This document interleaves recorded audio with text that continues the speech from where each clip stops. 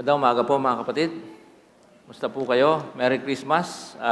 Few days from now, we'll be celebrating the Christmas Day. Dito sa Olgen, we observe yung Christmas as one of the sacred moments dito po sa church. And so, before we go to prayer, can you just greet your neighbors? Nandiyan sa kaliwa, kanan, at kung kaya nyo pang lingunin yung nasa likod po ninyo, just welcome them to church. Greet them a warm Merry Christmas. Yan. You're here at All Generation Sanctuary and I hope that lahat po kayo ay, alam niyo, nasa point ng buhay ninyo na gusto niyo mag-celebrate ng buhay. Not only because Christmas ngayon, but patapos na yung taon, di ba? At patapos ng taon, so kung babalikan po ninyo yung mga experiences ninyo in the past 12 months, alam niyo naman na mas lamang lagi ang biyaya at pagpapala ng Panginoon. Tama ba? Of course, marami tayong mga karanasan na malulungkot, masasakit. Anong iba ay talagang, alam natin, hindi mawawala yan. But the Lord is good, the Lord is still here. No? At tayo nandito pa rin, tayo ay inalagaan pa rin ng Panginoon. So yan po yung sentro ng ating pong pananalangin. Sa umaga pong ito mga kapatid, we'll be silent for a moment, a minute or two, just to be grateful sa ating Panginoon. Isipin natin lahat ng kabutihan at mga pagpapala na pinagkaloob sa atin ng Panginoon. Sige po, tayo po yung manalangin.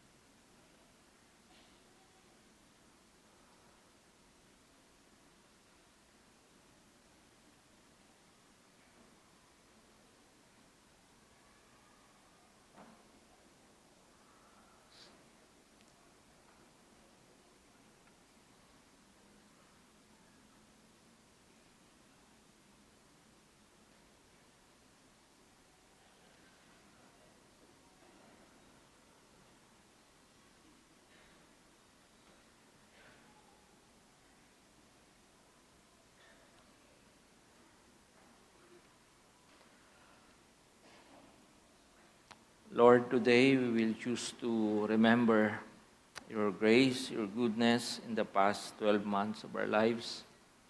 Panginoon, sa mga nagdaang mga panahon, naalala namin, Panginoon, ang iyong mga kabutihan, mga pagpapala, iyong favor sa bawat isa sa amin, sa aming pamilya, sa church, Panginoon. Although we also acknowledge and recognize that there were moments of pain, setbacks, Panginoon. Marami pong mga kaganapan sa buhay, Lord, na nangyari. Masasakit. But we will choose, Lord, to be thankful. We will choose, Lord, to be grateful. Pipiliin namin, Panginoon, na maging masaya sa katotohanan, Panginoon, na ang aming mga buhay ay hawak po ninyo. And for this Christmas season, Panginoon, we will remember, Lord, the gift of salvation. We will remember, Lord, the child Jesus, na iyong pinagkaloob sa amin, Panginoon, bilang tanda ng iyong pagmamahal at pag-ibig sa amin. Lord, ituro niyo po ang diwa ng Pasko sa aming mga puso na kayo ay dumating. Sinamahan po ninyo kami at masaya kayo, Panginoon, na tanggapin kami sa inyong pamilya, sa inyong tahanan. O Diyos, ang aming mga pangangailangan, namin pong nilalatag sa inyo ngayon. Lord, ang iba may mga pangangailangan pinansyal. Dahil sa hirap ng buhay, Panginoon, we know, Lord, that you are still the God who knows how to provide for your children. You are still the God, Lord, who knows how to heal ang mga karamdaman, Panginoon, ng bawat isa sa amin. At kung may mga nandito, O Diyos, at nagnanais na sila, Panginoon, ay muling mga tanggap, Panginoon, ang inyo pong biyaya ng pagpapatawad. Mga araw, Panginoon, na lumipas. Sila ay nalayo sa inyo. Sila, Panginoon, ay mas pinili, Panginoon, na hanapin ang kalakaran o takbo ng mundong ito. But today, Lord, that person is here, bowing down to you, Lord. Muling sumusuko sa inyo, bumabalik sa inyo. Lord, iparanas po ninyo sa kapatid ang inyong pong mayamang habag ng pagpapatawad at pagtanggap bilang inyong mga anak. Lord, salamat po that we could celebrate Christmas, Lord, na maayos ang panahon, maayos ang aming mga pangangatawan. Nandito po kami upang magdiwang sa katotohanan mas nauna kayong magdiwang, Panginoon, sa amin. Lord, nung kami po ay yung tinawag at pinadala ang inyong anak na si Jesus para sa amin pong kaligtasan. Thank you, Lord, for this moment. And we pray, Lord, for our country. Panginoon, there are so many things, Lord, that are happening now. Sa aming pananaw bilang mga tao, bilang mga Pilipino, parang wala nang solusyon. Pero Lord, nananatili aming pag-asa at pagtitiwala na kayo, Panginoon, ultimately, ang aming leader. We can only pray, Lord, for righteous leadership. Mga pinuno po namin na magkaroon ng takot sa inyo. Magkaroon sila, Panginoon, ng sense of accountability, Lord. Maisip nila, Panginoon, that one day, they will face you. Magsusulit sila sa inyo, Panginoon. For this Christmas, we pray, Lord, for peace. We pray, Lord, for hope. Tawa, Panginoon, hanapin kayo ng mga Pilipino. Nawa, Panginoon, maraming mga Pilipino ang mananampalataya kay Jesus. Ito po aming panalangin. Sa pangalan ni Jesus, namin tagapagligtas. Amen. Amen. Again, mga kapatid, magandang umaga po sa inyong lahat at welcome sa All Generation Sanctuary. Mamaya pong 5 ng hapon, gusto ko po kayong i-invite dito po sa church. Please, bumalik po kayo at atin pong i-celebrate ang Christmas together. Dito po sa church, ang ating pong Christmas celebration will happen today at 5 p.m. So sana po mga kapatid, lahat kayo na nandito ngayon ay magsama-sama po tayo muli. Balik po kayo dito sa church so we could celebrate the season ng Christmas bilang isang spiritual family. Okay? So let's go now to our teaching. The title is a Hebrew phrase, Yom Yahweh. Ibig pong sabihin po niyan ay the day of the Lord. Yom is day. And Yahweh is Lord. Exactly 20 years ago, mga kapatid, on December 26, 2004, meron pong napakalaking disaster na nangyari sa Southeast Asia, Indonesia, Thailand, some parts of India, I think. And 250,000 people. That's 250,000, maybe more. People died diyan po sa massive tsunami po na yan na nangyari. So of course, natural disaster naman yan at very powerful. Expected natin pagka dumating yan ay maraming mamamatay. But this tragedy, the number of deaths, maaari pa sanang bumaba kung hindi nangyari itong bagay na to. Kasi meron pong massive earthquake beneath the Indian Ocean. Nangyari po yun. Of course, hindi ganun naramdaman ng mga tao kasi sa dagat nangyari. And what happened was, the water receded. So natuyo po yung dagat. So ikaw, kung nandun ka, nakatira, marami ka nakita mga isda, di ba? Mga lamang dagat, anong gagawin mo? Hindi naman siguro sila na orient. At maaaring tayo. Archipelagic nation tayo, hindi tayo na-orient. Na pagka nangyari yan, tumakbo ka na. Siguradong mayroong disaster na mangyayari. They interpreted that as a blessing. Nagtakbuhan po silang lahat doon at nanguha ng mga isda and explore yung malawak na natuyong parte ng dagat at doon sila inabutan ng tsunami. Many thousands of people died. They interpreted that as a blessing. Very unfortunate. Nakakalungkot. No? Na Ang kanila pong pananaw doon ay pagpapala kasi ang daming mga isdang pwedeng kuhanin. Very unfortunate, mga kapatid. Now, yung Yahweh ay paulit-ulit po na tema pag nagbasa ka ng prophetic books sa Old Testament. At katulad ng tsunami, katulad ng pagkatuyo ng dagat, panandalian, ito po ay isang tema sa Bible that divides many people.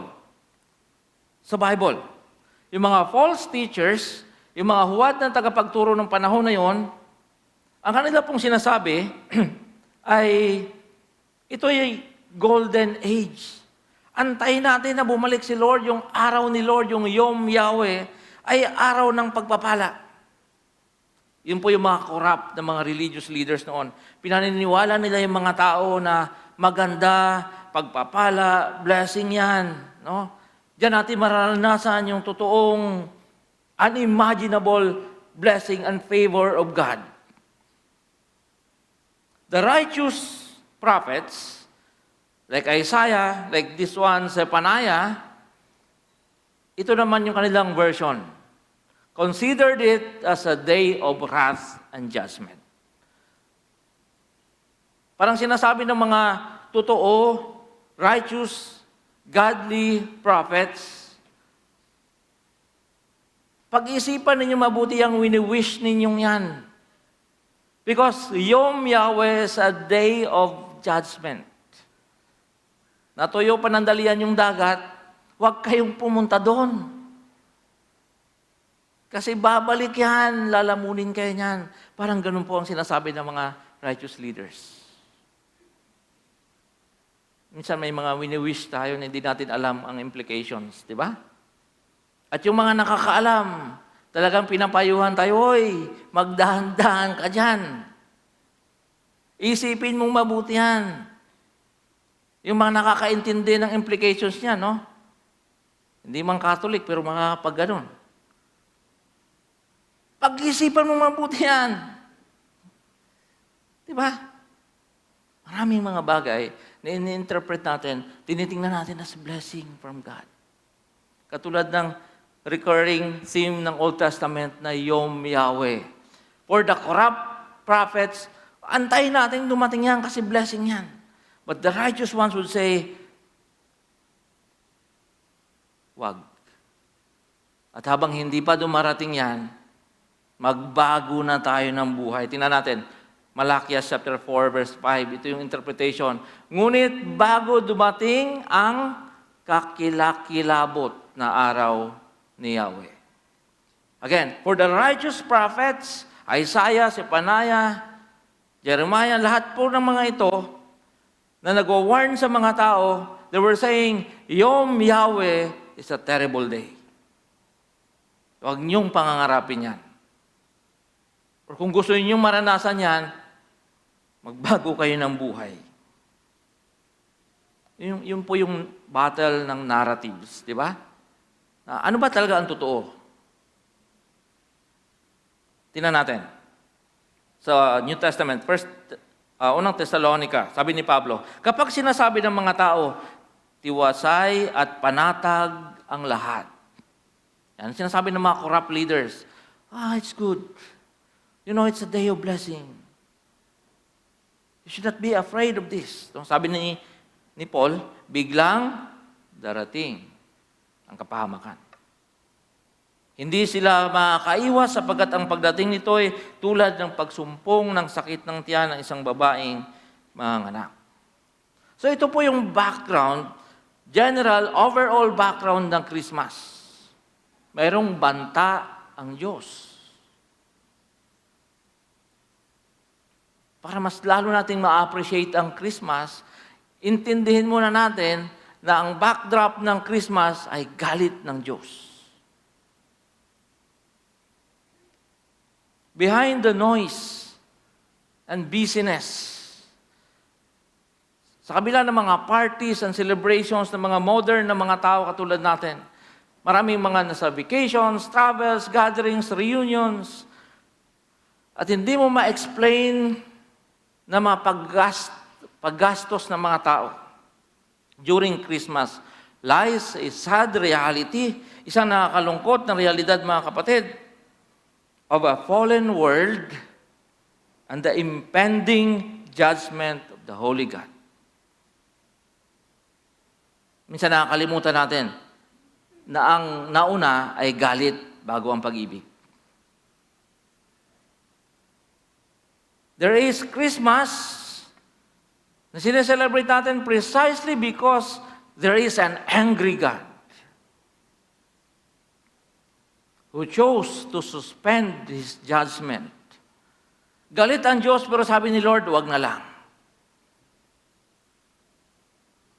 Gugunawin tayo ng Diyos, pero sabi ng Diyos, hindi, mas pipiliin kong ibigin ang mga taong to. At hindi lang yun, mga kapatid. He offered His Son Jesus, sabi ng Bible, as a ransom for many. Bilang kabayaran ng ating katubusan. There is Christmas because God came and He rejoices and He sings in our midst. Imagine that. Merong Christmas kasi dumating ang Diyos at nung dumating ang Diyos, masayang-masaya ang Diyos. That is the only valid reason for all our celebrations and joy.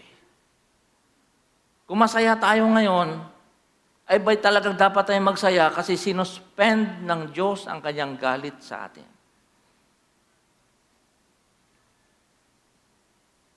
At nung dumating ang Panginoon, hindi siya napipilitan nung dumating siya dito. Kundi dumating siya, masaya, nagpupuri. Hindi nagpupuri, masaya at nagbubunyi. Yun. Yan po yung background ng Christmas. Basahin natin muli, Zephaniah chapter 3:17. And I want you to memorize this. No? Ang ganda itong verse na to. The Lord your God is with you. The mighty warrior who saves, He will take great delight in you. In His love, He will no longer rebuke you, but will rejoice over you with singing. Hindi ko alam kung sinong natutuwa sa inyo. Meron bang mga taong pwede mong ilista na natutuwa sila sa inyo? O kinainisan kayo ng lahat? Pag wala kayo sa opisina, nagpapalitsyon sila. Ay, salamat, absent. Sana isang linggo. No? May mga ganun tao, di ba? Hindi ko alam kung ano ang inyong sitwasyon. Pero masasabi ko sa inyo is this. God is rejoicing with you. He is singing, He is rejoicing over us. Hindi ko rin naman alam ang dahilan. Of course, kasama ako doon. Sa kinatutuwaan ng Diyos, hindi ko rin alam. What qualifies us para maging masaya ang Diyos sa atin? Sa halip na galit ang Diyos, yung Yom Yahweh, na terrible day of God, has been replaced with a day of rejoicing and singing, at ang Diyos mismo ang kumakanta para sa atin. So, sabi ko kanina, ang goal is for us to better understand Christmas. Of course, wala pong Christmas kung wala ito. Human sin and God's anger. That's number one. Hindi mo lubos maintindihan ang Christmas kung hindi mo naintindihan na kaya may Christmas kasi mayroong kasalanan at mayroong galit ang Diyos sa atin. Tama ba yung Tagalog ko? Or galit ang Diyos sa atin. Yan po yung pinaka-foundation niyan, mga kapatid. Masayang isipin lang, nakabigay sa atin ng comfort, ng relief, that God delights in us. Natutuwa ang Diyos sa atin. Pero, kailangan nating maging careful, mag-iingat tayo, baka makarating tayo sa tinatawag natin na unwarranted conclusions. Nang lahat sa Christmas ay puro celebrations, puro pagkain, puro ganyan, no? Parties, unwarranted conclusions. Ito po kasi, dapat mo maintindihan that there is Christmas because God is angry sa iyo at sa akin. His plan is actually to destroy the world. Hindi lang mga tao, but the entire creation. That's the original plan of God. Zephaniah chapter 1. verses 2 to 3. Tingnan nyo ito. Wawasakin ko ang lahat ng bagay sa balat ng lupa. That's the background for Christmas. Sabi ni Yahweh, pupuksain ko ang lahat ng tao at hayop. Nakatakot, no? Papatayin ko ang mga ibon. Wala namang kinalaman sana. Tayo kasi, di ba? Sa himpapawid at mga isda sa dagat. Babay na sa sashimi. Ibabagsak ko ang masasama. Lilipulin ko ang sangkatauhan sa balat ng lupa. Celebrate Christmas, remember this. That verse. Those verses. That's the background for Christmas. Ganyan ang naunang pahayag ng Diyos. 1 Peter chapter 4:17, sabi dito, dumating na ang panahon ng paghuhukom at ito'y magsisimula saan? Sa church. Kung mayroong judgment ang Diyos, uunahin ang church, sambahayan ng Diyos. At kung sa atin ito magsisimula, ano kaya ang magiging wakas ng mga hindi sumusunod sa magandang balita ng Diyos? So mga kapatid, sa celebrations mo, huwag mong kalilimutan na galit muna ang Diyos. Mas pinili niya lang na ibigin tayo, kaya tayo dapat mag-celebrate. At hindi lang yon, binigay niya pa yung kanyang anak para sa atin. Tingnan natin ito. Because of sin, of course, God is angry at us. Dahil sa kasalanan, galit talaga ang Diyos sa atin. Pangalawa, because God is angry, meron talagang nakaambang matinding parusa. Clear po yan sa Bible. In the eyes of God, patay na tayo at wala tayong pag-asa. Now, because of Christmas, joy is now the dominant emotion in your life. Kaya nga, di ba, pag naintindihan mo talaga yung Bible, pag naintindihan mo yung ginawa ni Jesus, may handa o wala, may sakit ka man o wala, o anong pa man ang iyong sitwasyon sa buhay, pagdating ng Christmas, may kakaibang saya because you fully understand it is all because of God's love. But you must not forget, Christmas is also a perfect moment for you to mourn for the sin you have committed against God. Balanse mga kapatid. Sasaya tayo, we celebrate because Jesus came. But be mindful also doon sa mga lapses natin sa buhay. Yung mga miscalculations natin sa buhay. Yung mga choices natin na obviously taliwas sa gusto ng Panginoon. Now, bigyan pa natin ng konting background to Zephaniah. Zephaniah, siya po ay nag-prophesy during the time of King Josiah. Now, Josiah, isa po siya sa mga iilan lang ng mga righteous kings sa Judah. Pero yung kanyang righteousness, hindi po yun enough para mawala yung galit ng Diyos sa mga unfaithful na mga tao. Kasi kahit righteous yung kanilang king, yung mga tao mas nananatiling namumuhay sa kasamaan, taliwas sa nais ng Panginoon. Ano ibig sabihin nito? Nagpipray naman yung mga pastor para sa amin eh. Diba? Yung mga elders naman, pipray naman sila para sa amin. So tayo, tuloy lang tayo sa buhay natin. Ito sabihin ko sa inyo ha. Lalo yung mga pinanganak dito sa church, na iniisip ninyo, minana ninyo yung spirituality ninyo at kaligtasan, hindi po siya ganun. There is no such thing as second generation child of God. Hindi ko kayang buhatin yung 3 kong anak when it comes to salvation. Kailangan nilang magdesisyon sa mga sarili nilang si Jesus ay Diyos at tagapagligtas nila. Wala pong second generation. Hindi ho minamana ang kaligtasan. Every generation must accept God's covenant. Kayong mga bata, pinanganak dito sa church, akala ninyo dahil yung mga tatay ninyo nandito, nanay ninyo nandito, okay na kayo. You have to make a decision. Josiah was a righteous king, pero hindi naman pwedeng sabihin na ililigtas tayo ni Lord dahil kay Josiah. Bawat individual dyan, kailangan magdesisyon na si Lord ang kanilang Panginoon. Yung faith ng asawa mo, may impluwensyahan ka niyan.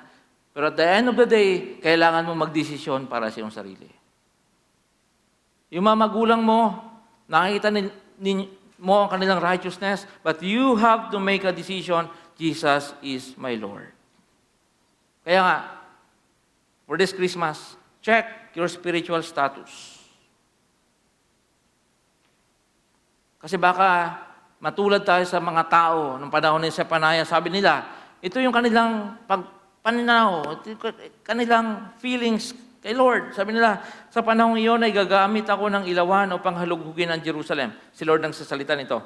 Parurusahan ko ang mga taong labis na nagtitiwala sa sarili at nagsasabing, ito yung malungkot, no? Sabi ng mga tao, si Yahweh ay walang gagawin para sa ating kabubuti o ikasasama. Alam mo, napakatinding offense niyan, mga kapatid.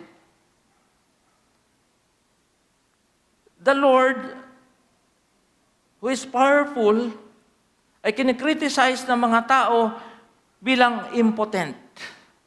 Wala naman yung gagawin, mabuti o masama. Diba? Mas mabuti pa nga sabihin mong lahat ng ginagawa niya masama. At least na-identify mo. Or lahat ng ginagawa mabuti. Pero sabi ng mga tao, wala yang gagawin. Wala siyang gagawing mabuti, wala siyang gagawing masama. Kung sa'yo sabihin yan, ma-open ka din. At yan po yung pronouncements ng mga tao patungkol kay Lord. Zephaniah chapter 1, verse 12. Kaya nga, sabi nila, dahil wala naman siyang gagawin, mabuti o masama, gawin na natin kung anong gusto natin gawin. Kaya galit na galit ang Diyos.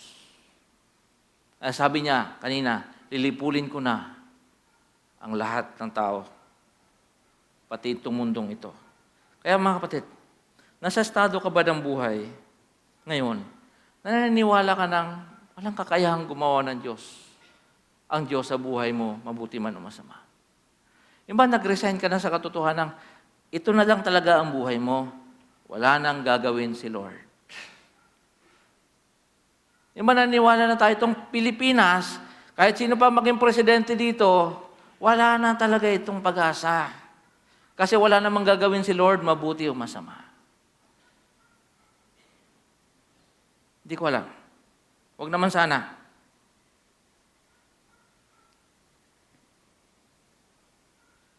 Sinasabi ko po ito kasi gusto kong idiin ngayon na pag dumating yung Pasko at nag-celebrate tayo ng Pasko, dapat mong tingnan ang Pasko sa isang mas malaking istorya. Ito yung grand story of judgment and redemption. Hindi po siya isolated na kaso. So ngayon, habang nag-uusap tayo, gusto ko imagine ninyo na tumitingin tayo sa, nag-focus tayo, zero in tayo dito sa message ng Christmas, pero gusto kong umatras ka at lawakan mo rin yung pananaw. Na ang Christmas, kasama yan sa pangkalahatang plano ng Diyos para sa ating mundo. We must see God's anger to all humans, but we must tremble at the truth that God's judgment targets God's chosen people also. Because they failed. Nasa halip na sila yung magdala ng mabuting balita at umakay sa mga tao, sila yung inakay ng mga tao palayo sa Diyos. There is Christmas at huwag natin kalilimutan na mayroong pagtanggi ang Diyos to forsake His people. Okay, that's the second one. God's refusal to forsake His people o hindi pinabayaan ng Diyos ang kanyang bayan. The backdrop of Christmas is the dark, gloomy, frightening day of God's judgment. Pero ito ngayon, God decided to abort His punishment. So galit na ang Diyos, lilipulin na tayo, tatanggalan na tayo ng buhay, pero sabi ng Panginoon, mananaig ang aking pag-ibig. God's love triumphed over His wrath. Ang tanong ay, kinukonsinti na lamang ba tayo ng Diyos? O ng Diyos ang kasamaan ng mundo?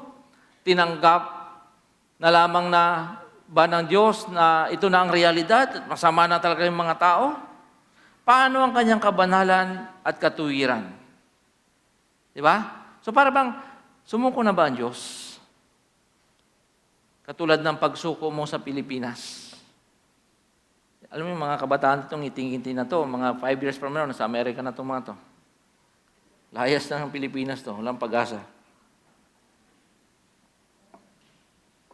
Paano ang kabanalan ng Diyos?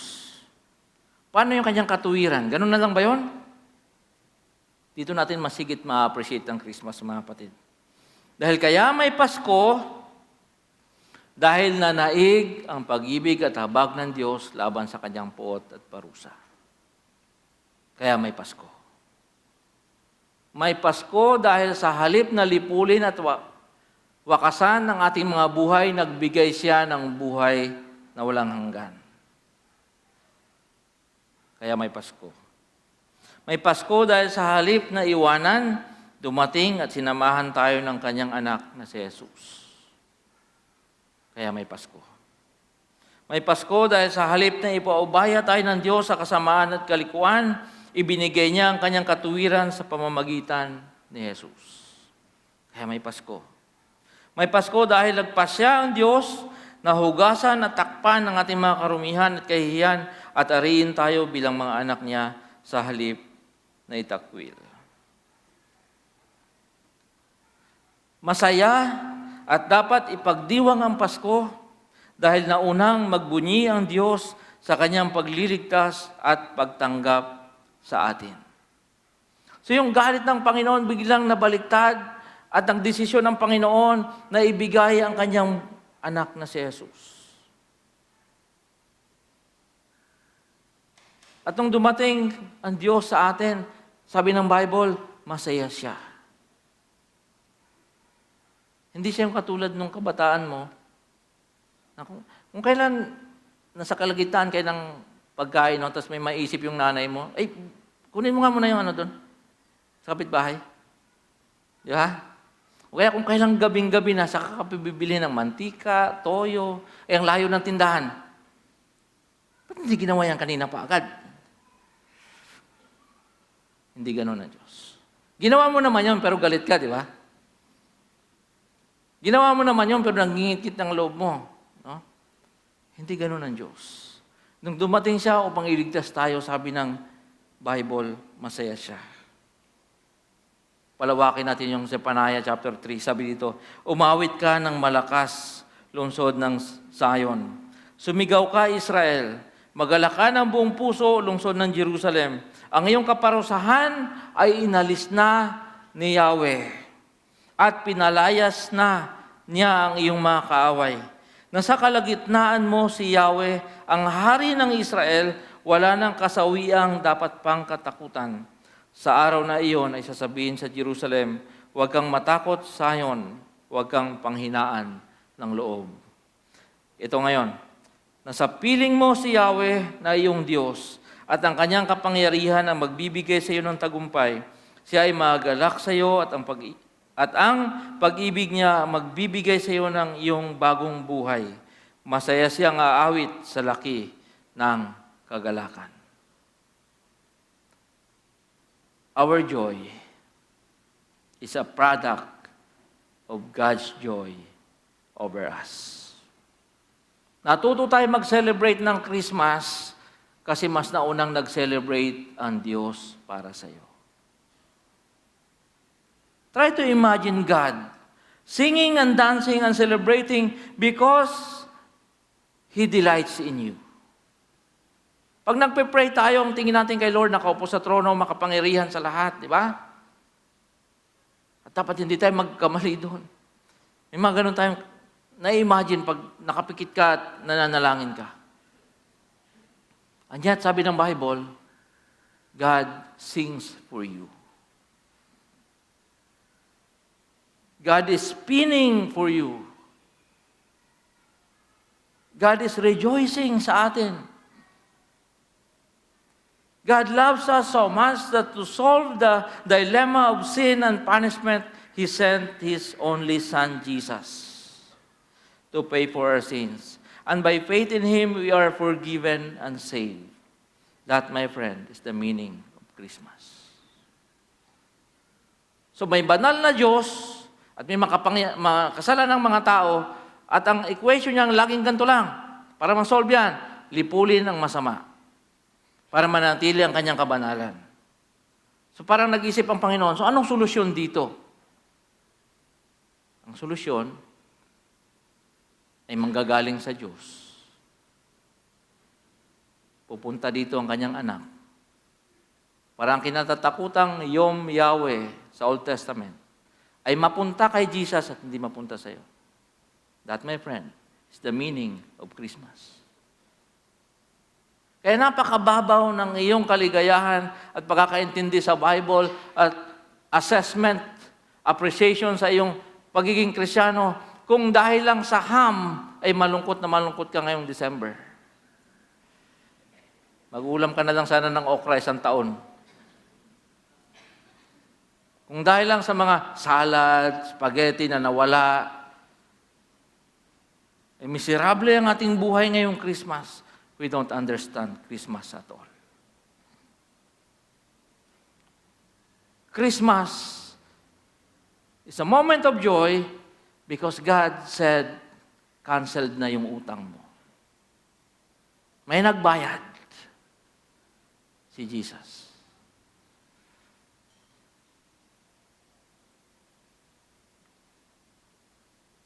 Tingnan natin. Sapagkat gayon na lamang ang pag-ibig ng Diyos sa katauhan. Kaya't ibinigay niya ang kanyang kaisa-isang anak upang ang sino mang sumampalataya sa kanya ay hindi mapahamak kundi magkaroon ng buhay na walang hanggan. Pinaka-famous na Bible verse ay John 3:16. Ang counterpart niyan ay Zephaniah chapter 3, verse 17 sa Old Testament. Alam niyo pa, mga kapatid, kung ano pinakamaganda dito?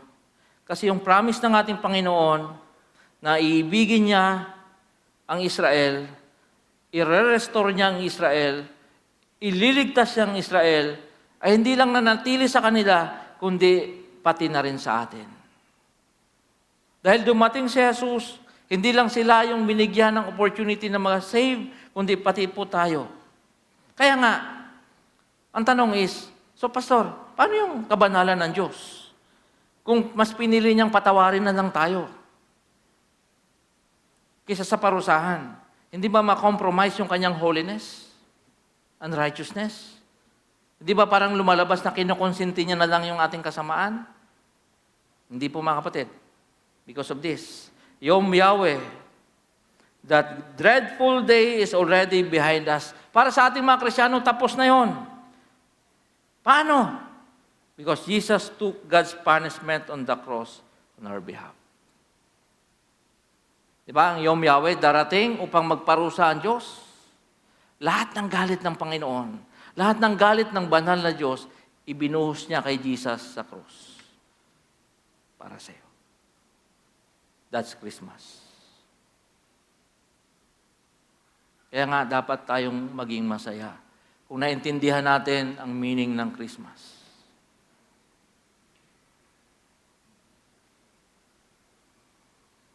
Zephaniah chapter 3, verse 9 to 10. Oo, sa panahong iyon ay babaguhin ko ang pananalita ng mga tao at bibigyan ko sila ng dilang malinis upang sa kay Yahweh lamang manalangin at sumamba at buong pagkakaisang maglingkod sa Kanya. Mula sa kabilang panig ng mga ilog ng Ethiopia, ang aking nangalat na bayan ay isasamba sa akin at magdadala ng kanilang handog. Ano ibig sabihin nito? May mga binanggit na mga lugar. Kasi sa kanilang kaisipan noon, ito yung dulo ng mundo. Pero sabi ng Panginoon, mayroon pang mas mga bansa sa labas niyan. Wala pa naman silang technology kasi noon eh. Sabi ng Panginoon, kahit yung mga tao nakatira doon sa mga borders na yan, they will come to me and they will worship me. And that includes us. Kasama tayo doon. Huwag nating alisin yan, katotohanan yan, mga kapatid, upang makapag-celebrate tayo ng maganda at maayos tuwing Pasko. Pagtatapos, mayroon pong eternal life, buhay na walang hanggan sa pamamagitan ni Jesus. At huwag mong kalilimutan that eternal life through Jesus Christ is the greatest gift of all. Kasi hindi na mawawala sa iyo yan. Number 2, our celebrations must be based on God's love and salvation. Lagi mong isipin, binayaran ni Jesus. Ibinunto ng Diyos Ama ang kanyang galit kay Jesus doon sa krus. Para sana sa iyo. Kaya dapat ang Christmas ay masaya. God delights in you, you must delight in Him also. Tutuwa ang Diyos sa iyo. Dapat matuwa ka rin sa Kanya. Because of Jesus, Christians can celebrate this season regardless of their situations and whereabouts. Hindi ka makakawi sa pamilya mo, celebrate Christmas because God is with you. Kulang ang handa, that's fine. The greatest gift is Jesus Christ. Inalis ng Diyos, kinancel ng Diyos, pinospone ng Diyos sa kanyang galit. Ibinigay niya yon sa cross kay Jesus. So you can celebrate Christmas meaningfully. Magandang umaga mga kapatid. Merry Christmas uli. Purihin ang Diyos siya nagbayad ng ating mga kasalanan. Tayo pong lahat ay tumayo.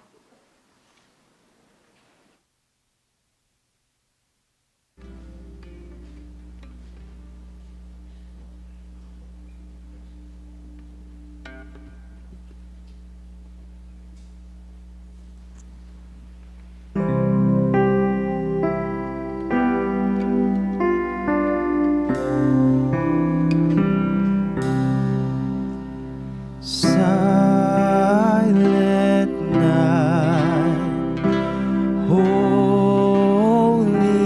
night, all is calm, all is bright, round the unvirgin mother and child, holy infant, so tender and mild, sleep in heavenly peace, sleep in heavenly peace.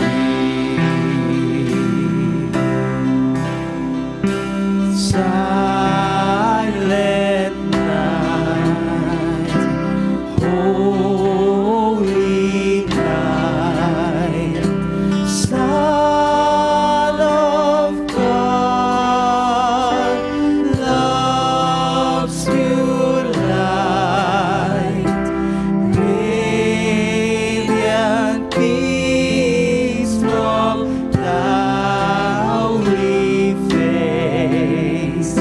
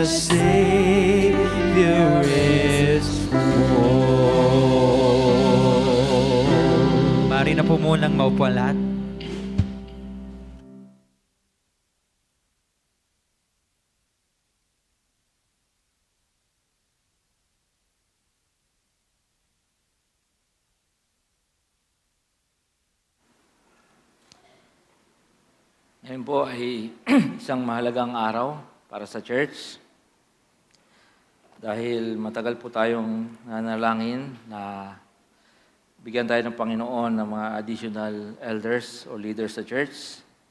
And the Lord has granted our prayers, our requests.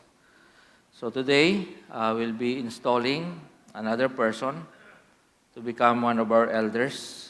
Sila po yung mga decision makers ng church. Sila po yung mga nananalangin kung paano at ano ang nais ng Diyos na gawin dito sa church. Nagsiset ng direction. So, meron po tayong bagong itatalaga sa araw po na to. Matapos ang mahabang panalangin at discernment, alam natin na ito po ay pinagkaloob ng Diyos sa atin.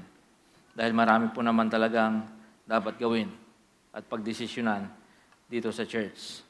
At katulad po ng ating pong installation last month, ang intention po is for this person also to join the pastoral staff by next year. So he will be one of our pastors next year.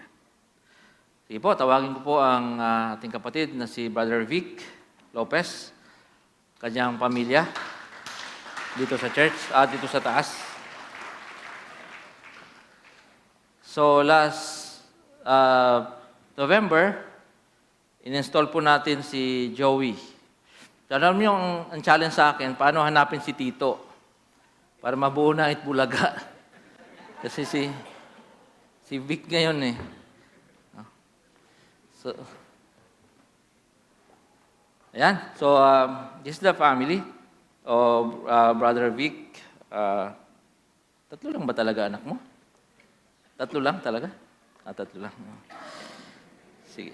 Gusto ko rin i-recognize kasi nandito rin yung Clemente family. Kung nandito po kayo, kasi malaking part po kayo, kayo dito sa may bandang harap para ma-recognize kayo. Kasi malaking part po sila din ng family ni Brother Vic. Yung kanilang spiritual journey ay very significant para dito sa pamilyang ito. Extended family po yan. At malayo sila nakatira pero nandito sila sa church bawat Sunday upang sumamba sa ating Panginoon. Sige po. Basahin ko po sa inyo ang sinasabi ng Bible.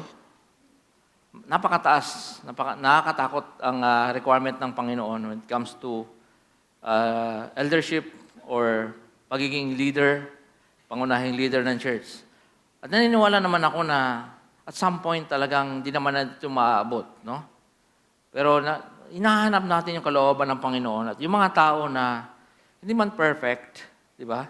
Pero nagnanais ng kanilang buhay ay magamit ng Panginoon para sa kanyang gawain, para sa simbahan, para sa pagtutuloy ng kanyang kaharian. At mamaya, pag prayer natin, aking pong panalangin request sa inyo, sana panalangin niyo itong si Brother Vic, kanyang pamilya, magampanan niya ng maayos ang iniatang ng Panginoon. Whenever you pray for the leadership of the church. No? Isama niyo rin po kami. Pakinggan niyo po, sabi ni Paul sa kanyang sulat kay Titus, sabi niya, Titus chapter 1, beginning verse 6, sabi niya, an elder must be blameless, faithful to his wife. Ito ba, Jeanette? Parang kinakasal, no? Sabi niya, a man whose children believe and are not open to the charge of being wild and disobedient. Mukhang masunurin naman itong mga anak ni Brother Vic, no? Mas masunurin sila kay Jeanette kasi yung katawan nila parang... Since an overseer or elder manages God's household, he must be blameless, not overbearing, not quick-tempered. Malalaman mo yan ngayon dahil matraffic sa Cavite. No? Quick-tempered. Not given to drunkenness, not violent, not pursuing dishonest gain. Rather, he must be hospitable. Bigay ko sa inyo yung address nila. one who loves what is good, who is self-controlled, upright, holy, and disciplined. He must hold firmly to the trustworthy message as it has been taught so that he can encourage others by sound doctrine and refute those who oppose it. Ganyan po kabigat, mga kapatid, ang requirement ng Panginoon. So, hindi ito kakayanin ni Vic, ito kakayanin ni Jeanette, ang kanyang 3 anak, kaya kailangan niya yung ating support at ang ating buong panalangin. With this, mga kapatid, I'd like to call my fellow elders dito sa stage. Kung kayo po ay nandito, please come. Join me here. Dahil papanalangin natin itong ating kapatid, tatalagan natin sa Panginoon.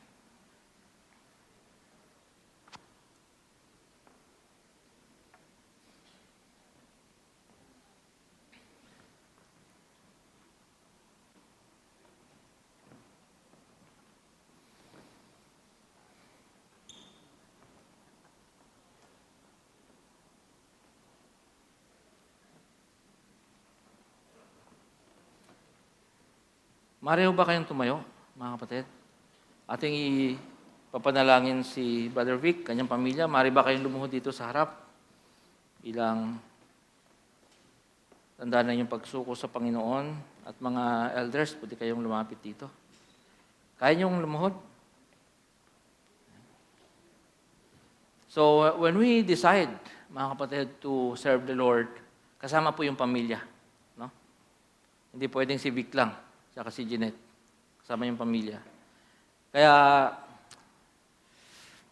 ito kang pakiusap po sa inyo, no? Be gracious to the family also, especially the children. Di ba? Next year, magiging pastor yan. Minsan, unwarranted, o minsan mas, anong tawag dito, yung hindi, hindi balanse yung ating mga judgment, lalo sa mga anak ng mga pastor. Masyadong mataas yung ni-impose natin standard, nakalimutan natin tao din yan. No? Nagkakamali din yan. So, be gracious. And ang pinakamaganda is to pray for these people. So, mga kapatid, this moment, I'll give you a moment of silence. No? So, kung maintindihan din ninyo yung bigat ng pinapasok ngayon ng pamilyang ito. So, just lift them up to the Lord silently. And then the elders will come closer, we'll lay our hands, and we'll pray together. Sige po. Let's pray for Vic and his family.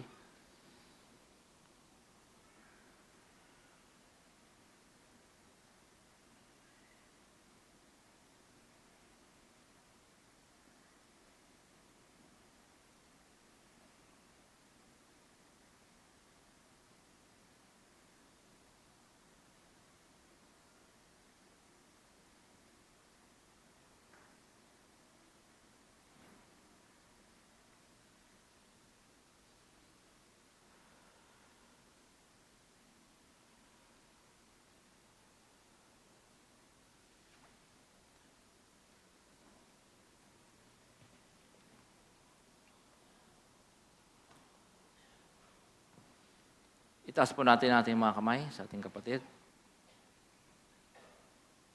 Aming pinasasalamatan, Panginoon, ang buhay ni Brother Vic na yung tinawag, yung binago.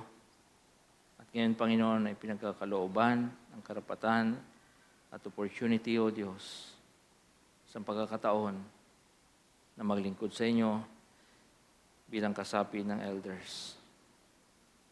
Father, I lift him up to you.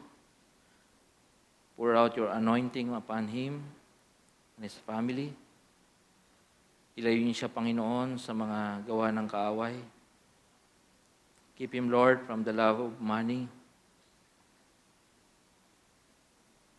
from pursuing personal gains, comfort, and convenience. Allow him, Lord, to absorb the truth that following you is denial, is self-denial.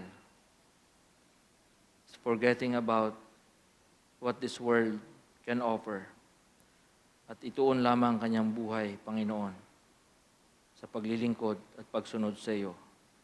Dalangin ko rin ang kanyang pamilya, ang iyong proteksyon, pag-iingat sa kanila. Panginoon, igawad po ninyo ang inyong habag, pagpapala, pag-iingat, karunungan, maging, Panginoon, ang kanilang mga pangangailangan, o Diyos, ay inyong tutugunan. Nawa sa kanyang pagsunod mula sa araw na ito, Panginoon, ang kanyang makita at maranasan ang kapayapaan sa kanyang buhay, hindi kayang ibigay ng mundong ito. Nawa, O Diyos, sa kanyang paglilingkod sa inyo, ang mga tao sa paligid, ang kanyang makasalamuha, ang kanilang maririnig at makikita, yung tinig at katotohanan at mismong buhay ng aming Panginoong Jesus. O Diyos, salamat sa simbahang ito, Panginoon, na nalangin ngayon at nakikiisa sa banal na gawain ito. This is our prayer in the name of the Father, Son, and Holy Spirit. Amen. Amen. Magandang umaga mga kapatid. Sa ating mga elders, Brother Vic Lopez, kanyang pamilya, maraming salamat po sa inyo.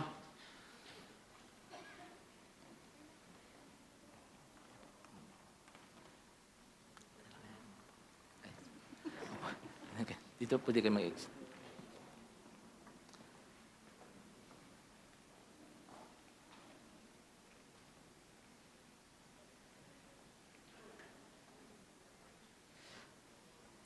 Close sa ating pong panalangin. Father, we commit to you, Lord, the days to come. Commit to you, Lord, our lives, our schedules, our dreams. Samahan niyo po kami, Panginoon, at laging itanim sa aming isip, sa aming puso, na si Jesus ay dumating at nag-alay ng kanyang buhay para sa amin. At yan, ang totoong kahulugan ng Pasko. May the Lord bless you and keep you. May the good Lord make His face to shine on you and be gracious to you. And may He lift up His countenance on you and give you peace. Amen. Amen. Magandang umaga mga kapatid. Pagpalain po tayo ng Panginoon. See you mamayang 5:00 ng